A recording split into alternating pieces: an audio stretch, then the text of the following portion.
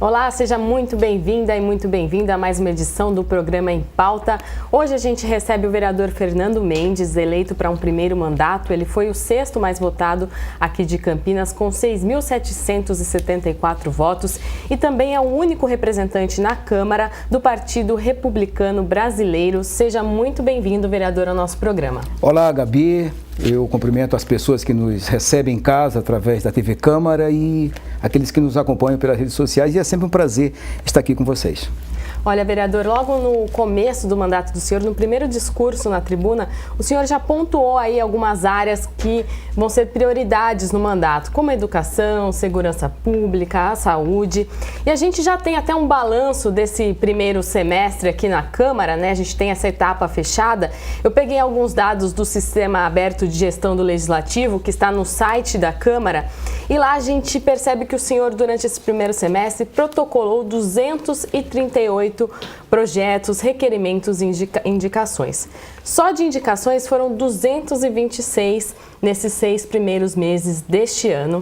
Gostaria que o senhor explicasse para a população a importância deste procedimento legislativo, já que foi um processo que o senhor usou muito aqui na Câmara neste primeiro semestre. Exato. Nós temos essa ferramenta de indicação, e que pode ser usado pelos nossos assessores, como também por pessoas dos bairros, pessoas que votaram na gente, pessoas do nosso segmento.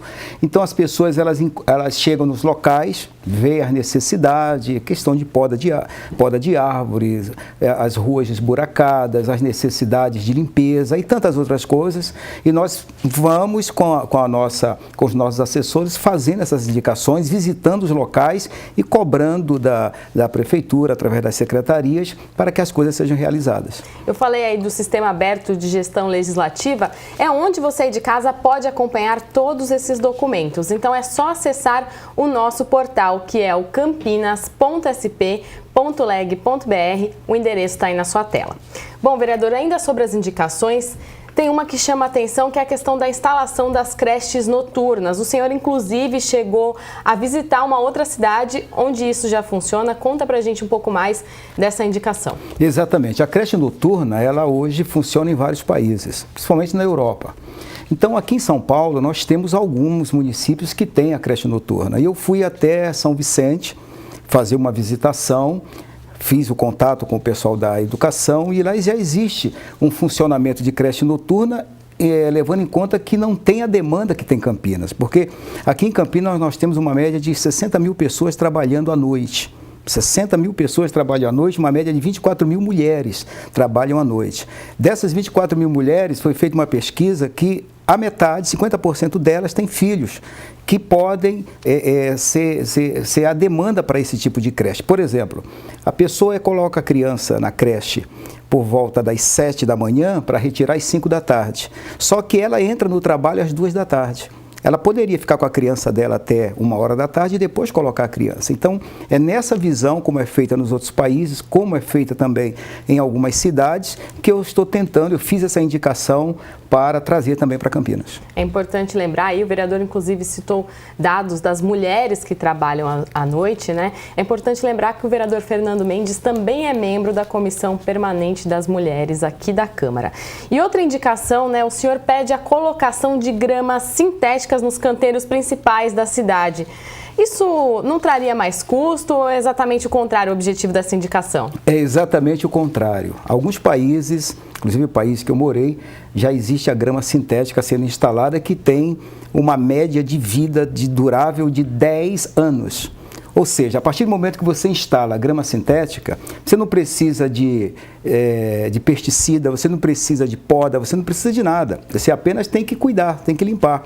Então, é natural que tem que ter uma educação da pessoa querer roubar a grama sintética, por exemplo, num canteiro como no Taquaral. Eu fiz uma solicitação juntamente à Secretaria de Obras para que fizesse um piloto. Uma média de 3 quilômetros de grama, por exemplo. E essa grama, é claro, o preço mais caro, mas ela seria produzida pela própria prefeitura, através de uma cooperativa, através de mão de obra de reeducandos, são materiais recicláveis que faz a grama sintética, então teria um custo-benefício exemplar. E a questão, a partir do momento que você coloca uma grama sintética, de canteiro, por exemplo, ela dura aí 5 anos sem você precisar mexer nela, a não ser tirar algum cisco, algum lixo que venha para cima. Agora, para trocar é uma média de 10 anos. Agora, com relação tanto à creche noturna quanto à questão da grama sintética, o senhor já teve alguma resposta do Executivo? Eu já conversei com a secretária de Educação, que não entendeu muito bem acerca da situação. Conversamos, nós já entramos não num acordo, mas nós começamos a desenvolver porque também vai abranger a área social. Então, já existe uma promessa da gente fazer um bom estudo para ver como vai ser adequado aqui em Campinas. No que diz respeito à grama sintética, o secretário ficou muito entusiasmado, inclusive me deu todo o apoio para que eu pesquise muito mais acerca de como produzir a grama, porque a questão da necessidade do custo-benefício já foi entendido. Inclusive, recentemente, a Secretaria de Serviços Públicos cortou uma parte do orçamento que era destinada à manutenção de praças, e isso envolve também a manutenção dos jardins e dos canteiros da nossa cidade. Exatamente, porque a partir do momento que tem chuvas, a grama desenvolve. Então, com 3, 4 meses, fica totalmente deformado qualquer tipo de estética de um jardim. A grama sintética não tem esse problema e seria bem aprazível e é bem aceita, tantos que em vários condomínios, hoje, a estética de certos condomínios hoje já estão colocando grama sintética. Agora, vereador, vamos falar um pouco da atuação do senhor como presidente da Comissão de Economia e Defesa dos Direitos do Consumidor. No primeiro semestre foram 3 reuniões. Um dos assuntos levantados foi com relação à questão dos optometristas. Vamos falar um pouco disso agora. Primeiro, o senhor apresentou um projeto de lei, né, vereador, para incluir essa profissão, a optometria, no imposto sobre serviços de qualquer natureza. Essa primeira parte do projeto, por que essa ideia? Porque o optometrista ele é uma realidade no país, uma realidade no estado. O optometrista ele é mais antigo do que o oftalmologista. Quando surgiu a optometria, não existia a oftalmologia. A oftalmologia veio alguns anos depois. Então, e a optometria tem mais de 100 anos e tem em mais de 100 países. E todos os países que a optometria ela é aceita como agente dos cuidados básicos da visão, não existe fila de espera para a pessoa que quer medir a sua refração, a pessoa que quer saber quer fazer um óculos, uma lente de contato. Então, por exemplo, aqui em Campinas, em qualquer ótica que você for, você tem um optometrista lá trabalhando sem pagar imposto. Porque ele não é reconhecido, então você vai lá e ele faz o trabalho dele. Por quê? Porque ele é reconhecido pelo Ministério do Trabalho, ele é reconhecido pelo Conselho Brasileiro de Ocupações e também ele é reconhecido pelo Ministério da Educação, que expede o seu diploma de formação. Ele se forma em 5 anos e mais 2 anos de especialização. Ou seja, a pessoa estuda, é reconhecida e não pode trabalhar. Levando em conta isso, eu fiz com que houvesse uma inclusão deles no imposto sobre serviço para que eles pudessem trabalhar como deveria, não da maneira que trabalham hoje, um pouco com medo de serem, de alguma forma, multados ou coisa parecida. Bom, esse projeto caminhou aí na Comissão de Constituição e Legalidade, foi convocado, inclusive, um debate público. O que a gente pode esperar agora para o próximo semestre dessa proposta que ainda está em tramitação? Olha, no que diz respeito, alguns vereadores até já me procuraram e ficaram até surpresos com o alcance da discussão por conta de optometria e oftalmologia. Muitos vereadores, inclusive antigos daqui, me disseram que nem conheciam o termo optometria. Então, essa questão eu acredito que vai ser bem discutida, porque é discutível.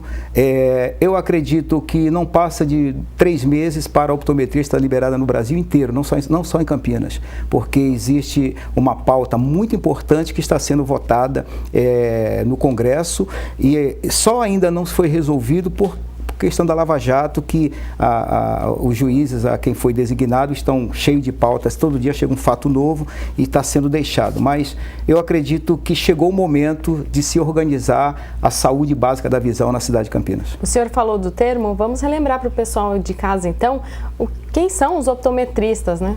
O optometrista a optometria é uma ciência que tem como base fazer a medição do grau da visão da pessoa. Eles são formados, além de fazer o grau da visão, que é a refração, que chama de refração, também identificar se a pessoa tem um glaucoma, se a pessoa tem uma catarata, se a pessoa tem alguma enfermidade, aí sim Passando por essa preliminar, ele manda para o oftalmologista, que é o responsável em fazer cirurgia. O grande problema é que os oftalmologistas querem ganhar dinheiro no Brasil, ou querem ganhar dinheiro em São Paulo e aqui em Campinas, vendendo óculos, que não é a função deles. A função dele é fazer cirurgia. Então, o optometrista é aquele...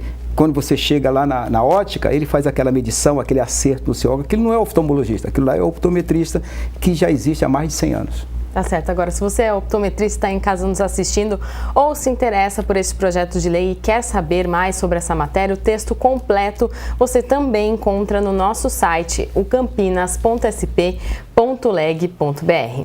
Outro projeto que também está nessa linha da economia e dos direitos do consumidor é uma proposta que obriga os comércios a venderem produtos essenciais e a trocarem, né, esses produtos ou consertarem num prazo menor até do que estabelecido no Código de Defesa do Consumidor, que é de 30 dias.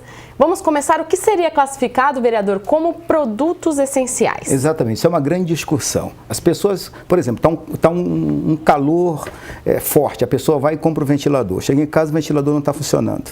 Aí ela leva 30 dias para trocar o ventilador. Ou seja, isso é um produto essencial. A pessoa compra um telefone para se comunicar, não funciona. Enfim, então produtos essenciais é uma série deles. Produtos de transmissão de imagem, produtos com função de refrigerar, lavar roupas e tantos outros produtos que são básicos e essenciais.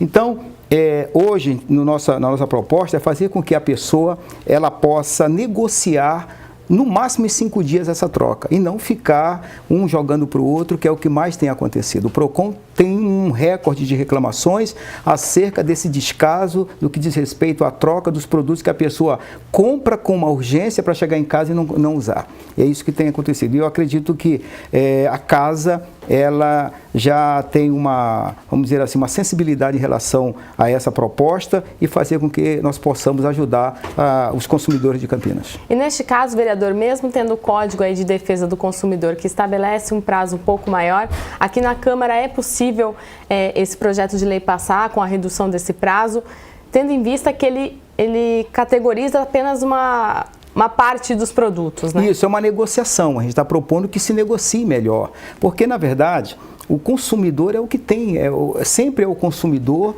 que tem a razão. Então, eu já fui gerente de supermercado, eu sei como é que funciona. O bom é quem diz sim, o bom é quem resolve o problema. E a ideia é fazer com que o problema seja resolvido, e muitas pessoas estão sendo lesadas, estão sendo desrespeitadas, estão sendo desconsideradas e não estão sendo tratadas como consumidor como deveriam ser tratadas. Agora, vereador, o senhor tem uma área de atuação maior aí lá na Gleba B, Monte Cristo, também no Conjunto Habitacional Itajaí, na região do Campo Grande. Como o senhor vê a atuação do poder público nessas áreas e quais são as maiores necessidades nesses locais? Olha, Gleba B, Monte Cristo, Parque Uziel, existe uma expectativa muito grande de regularização. Está passando por um processo, existe uma promessa da Prefeitura, da Coab, de fazer com que as pessoas que ali estão venham ter a sua posse, venham a ter o domínio daquilo. Ali já tem mais de 22, 23 anos.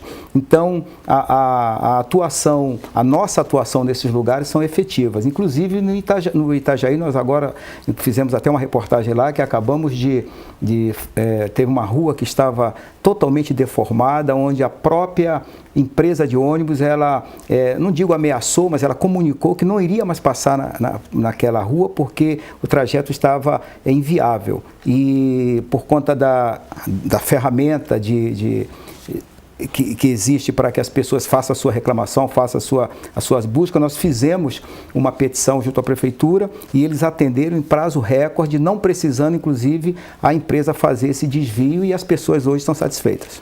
Tá bom, essa reportagem que o vereador falou está disponível no nosso canal do YouTube, youtube.com/TV Câmara Campinas. Você vai em Câmara nas Ruas. Esta rua no Conjunto Habitacional Parque Itajaí é tema de uma indicação do vereador, como ele mencionou aqui. Vereador, nosso programa chegou ao fim. Gostaria de agradecer a sua presença. Muito obrigada. Eu que agradeço, Gabi, e agradeço a todos que estão sintonizados conosco. E você pode entrar também no nosso site e visitar o Gabinete 10 aqui na Câmara. Nós estaremos sempre à sua disposição. Obrigada pela sua companhia. Até uma próxima.